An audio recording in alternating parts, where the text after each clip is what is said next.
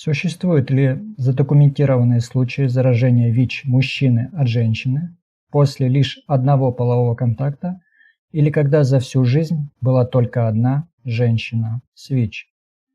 Да, такие случаи заражения ВИЧ существуют, и они задокументированы.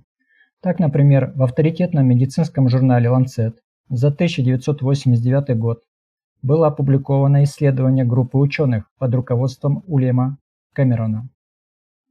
В этом исследовании наблюдали 422 мужчин, пациентов венерологической клиники в Кении. Все они имели незащищенный половой контакт с проститутками, 85% из которых были инфицированы ВИЧ. Среди этих мужчин было 73 человека, у которых был всего лишь один половой контакт с проституткой, и других контактов за время наблюдения у них не было. Из этих 73 мужчин заразились ВИЧ 6 человек, то есть примерно 8%. Также в этом исследовании были сделаны следующие полезные наблюдения. Если мужчина был не обрезан, то есть имел крайнюю плоть, то риск заражения ВИЧ повышался примерно в 8 раз. Если обнаруживались генитальные язвы после контакта, риск был выше примерно в 5 раз. Если были неоднократные половые контакты с проститутками, то риск заражения ВИЧ увеличивался примерно в 3 раза. Однако самый шокирующий результат был получен при анализе сочетания двух факторов риска. Наличие крайней плоти, то есть отсутствие обрезания в сочетании с генитальной язвой, например, из-за сифилиса, герпеса или шанкроида, приобретенной при этом контакте. То есть самый шокирующий результат – это отсутствие обрезания плюс генитальная язва. У мужчин, у которых после контакта развивалась генитальная язва, вероятность заражения ВИЧ была значительно выше. Среди необрезанных мужчин, у которых развилась генитальная язва после одного полового акта, кумулятивная частота заражения ВИЧ достигала примерно 43%. То есть почти каждый второй необрезанный мужчина с приобретенной после этого контакта генитальной язвой заразился ВИЧ с одного раза. То есть каждый второй необрезанный с приобретенной генитальной язвой после этого контакта заразился ВИЧ с одного раза. Для сравнения, среди обрезанных мужчин без генитальных язв после однократного полового контакта не было зарегистрировано ни одного случая заражения ВИЧ. Важно подчеркнуть, что это наблюдение относится только к данному исследованию. Оно не означает, что обрезанные мужчины вообще не могут заразиться ВИЧ. Однако в этой выборке их риск был значительно ниже по сравнению с необрезанными мужчинами, у которых после контакта развились генитальные язвы. В целом же, по данным крупных исследований, обрезание снижает риск заражения ВИЧ при половом контакте с женщиной примерно на 50-60%, но не защищает на 100%. Но есть и еще более шокирующие случаи. Мы часто слышим, что риск заражения при оральном половом контакте от женщины к мужчине очень низкий, но мы не должны забывать, очень низкий не значит равный нулю. Так, в 1989 году в одном из самых авторитетных медицинских журналов в мире, медицинском журнале Новой Англии, описан случай заражения ВИЧ мужчины от женщины через оральный половой контакт. Он, 60-летний необрезанный мужчина с сахарным диабетом, страдающий от сильной усталости, некоторых проблем психического характера.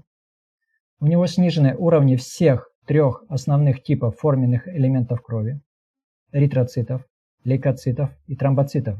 Кроме того, его состояние осложнено слабоумием.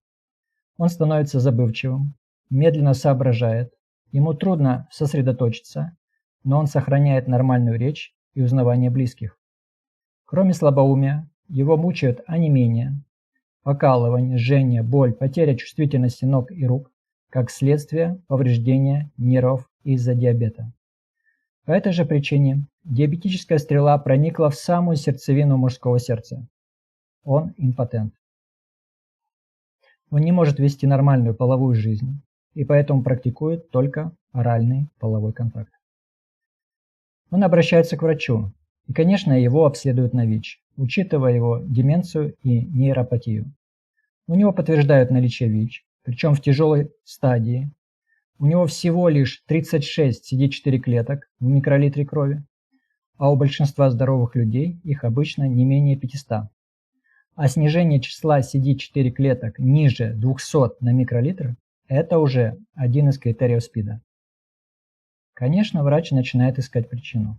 Как такой дедушка почтенного пенсионного возраста, страдающий половым бессилием, мог заразиться ВИЧ? И вдруг дедушка сообщает, что у него никогда не было половых контактов с мужчинами. Он не колется, и никакой он не наркоман. Кровь ему никогда не переливали. С женой половой жизнью не живет уже много лет, тем более у нее ВИЧ не был обнаружен. Единственное, с кем он имел половой контакт в течение последних 2 лет, это проститутка, с которой он занимался исключительно оральным сексом в ту и обратную сторону. Она ему, и он ей. Он никогда не делал ей куннилингус во время менструации и не помнил, чтобы когда-либо контактировал с ее кровью. В засос ее он никогда не целовал. Он не помнит, чтобы у нее когда-либо были язвы в полости рта или на гениталиях. У него самого никогда не было язв в полости рта. Хотя иногда генитальные язвы бывали в прошлом, но когда они были, никаких половых контактов с проституткой он не имел. И тем не менее, авторы сочли этот случай наиболее вероятным примером передачи ВИЧ женщиной мужчине исключительно при оральном сексе. Итак, задокументированные случаи заражения мужчины от женщины после одного полового контакта или когда в половой жизни была только одна женщина с ВИЧ существует. Риск такого заражения зависит от множества факторов и в большинстве случаев остается невысоким. Однако он не равен нулю. Наиболее высокий риск наблюдается при незащищенном вагинальном контакте в сочетании с факторами, нарушающими целостность слизистых оболочек, такими как генитальные язвы. Кроме того, в медицинской литературе описан вероятный случай передачи ВИЧ женщиной мужчине исключительно при оральном сексе, что еще раз подчеркивает, даже крайне низкий риск не означает его полного отсутствия. По большому счету, даже если половой контакт не единственный, но именно один из них становится роковым. И, конечно же, он может быть и первым. Поэтому каждый новый рискованный половой контакт – это новая вероятность заражения ВИЧ.